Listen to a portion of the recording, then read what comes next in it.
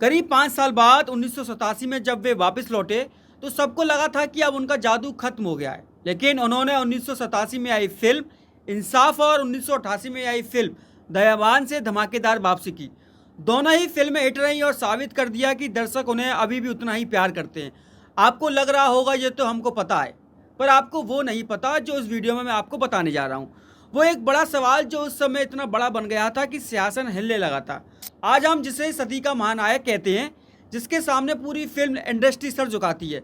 जरा सोचिए, अगर 1982 में एक छोटा सा फैसला ना लिया गया होता तो शायद आज अमिताभ बच्चन का नाम इतिहास के किसी धुंधले पन्ने पर होता। ये बात सुनकर शायद आपके रोंगटे खड़े हो जाएं, पर 80 के दशक की शुरुआत में अमिताभ बच्चन नंबर 1 नहीं थे। वो डर रहे थे, उनके माथे पर पसीना था, क्योंकि उनके ठीक पीछे एक ऐसा शख्स खड़ा था जिसकी एक मुस्कुराहट पर लड़कियां खून से खत लिखती थी और जिसके टैलेंट के आगे बड़े बड़े डायरेक्टर्स अमिताभ को भूलने लगे थे। विनोद खन्ना। मैगजीन्स चीख चीख कर कह रही थी कि अमिताभ का दौर खत्म हो गया है और अब विनोद खन्ना का राज चलेगा। लेकिन फिर कुछ ऐसा हुआ जिसने पूरी फिल्म इंडस्ट्री की रूह कपा दी। विनोद खन्ना ने अमिताभ को हराया नहीं, बल्कि उन्हें वो कुर्सी दान में दे दी। 70 और 80 के दशक की स्टार डस्ट और फिल्म फेयर जैसी मैगजीन में इनके ऊपर कई कवर स्टोरीज लिखी थी, जिसमें हेडलाइंस थी Vinod Khanna the new number 1। आखिर किस मजबूरी में फिल्म इतिहास का वो सबसे बड़ा फैसला लिया गया जिसने सुपरस्टार का चेहरा ही हमेशा के लिए बदल दिया? विनोद खन्ना के पास उस वक्त वो सब कुछ था जो एक इंसान को चाहिए, शोहरत, रुतबा और बेतहाशा दौलत। 1977 में आई फिल्म परवरिश की सफलता के बाद विनोद खन्ना की मांग इतनी बढ़ गई थी कि कुछ प्रोड्यूसर उन्हें अमिताभ से ऊपर पहली पसंद मानने लगे थे। और फिर आया वो पल जिसने सबको चौंका दिया। 1977 में ही आई फिल्म अमर अकबर एंथनी। इस फिल्म में विनोद खन्ना ने अमर यानी बड़े भाई और पुलिस अफसर का किरदार निभाया था। हालांकि अमिताभ के एंथनी किरदार को ज्यादा लोकप्रियता मिली, लेकिन फिल्म के एक मशहूर फाइट सीन में विनोद खन्ना को अमिताभ को पिटते हुए दिखाया गया था, जो उस दौर के किसी भी सुपरस्टार के लिए बहुत बड़ी बात थी। ये सिलसिला यही नहीं रुका। 1977 में ही आई फिल्म खून पसीना में विनोद खन्ना शेरा के रोल में एक्शन और स्क्रीन प्रेजेंस के मामले में अमिताभ के बिल्कुल बराबर खड़े नजर आए थे। इसके बाद 1978 में आई फिल्म मुकद्दर का सिकंदर में विनोद खन्ना ने विशाल का किरदार निभाया। भले ही फिल्म अमिताभ यानी सिकंदर के नाम पर थी, लेकिन विनोद खन्ना के किरदार को दर्शकों की बहुत सहानुभूति और भावनात्मक जीत मिली थी। विनोद खन्ना को लगने लगा था कि ये कैमरे की लाइटें उन्हें जला रही हैं।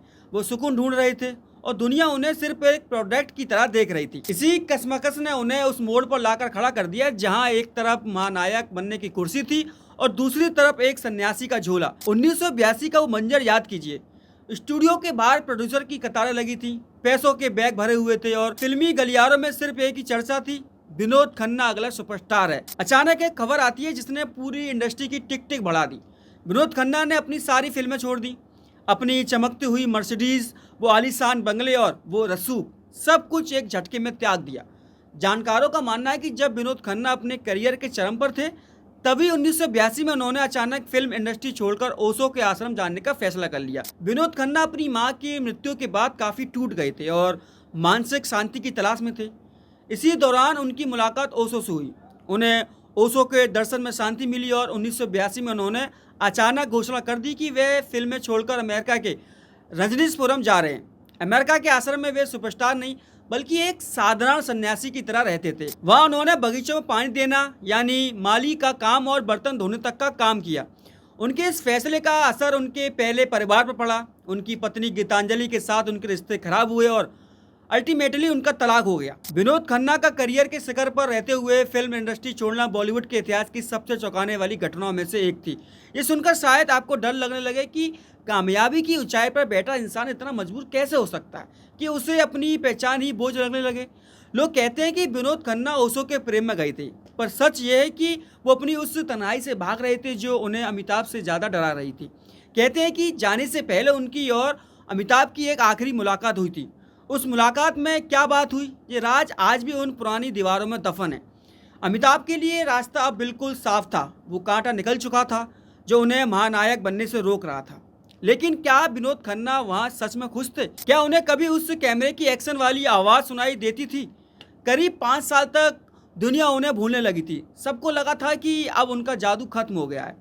करीब 5 साल बाद 1987 में जब वे वापस लौटे तो सबको लगा था कि अब उनका जादू खत्म हो गया है। लेकिन उन्होंने 1987 में आई फिल्म इंसाफ और 1988 में आई फिल्म दयावान से धमाकेदार वापसी की। दोनों ही फिल्में हिट रही और साबित कर दिया कि दर्शक उन्हें अभी भी उतना ही प्यार करते हैं।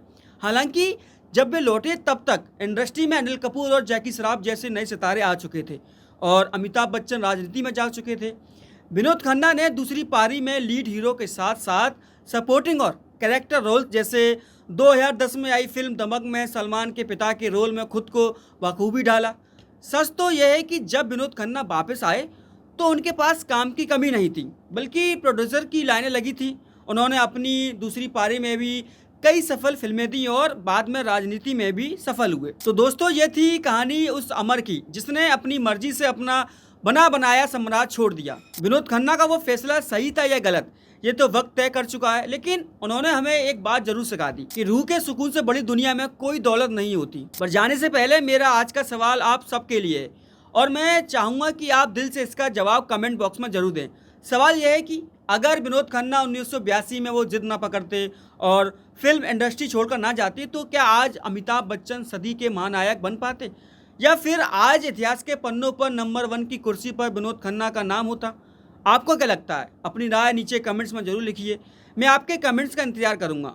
अगर आपको विनोद खन्ना और अमिताभ के ये अनसुनी भावुक दास्तां पसंद आई हो तो इस वीडियो को लाइक करें और हमारे चैनल को सब्सक्राइब करना ना भूलें। ऐसे ही और भी फिल्मी यादों और पर्दे के पीछे की कहानियों के लिए देखते रहिए सिनेमा 70 mm।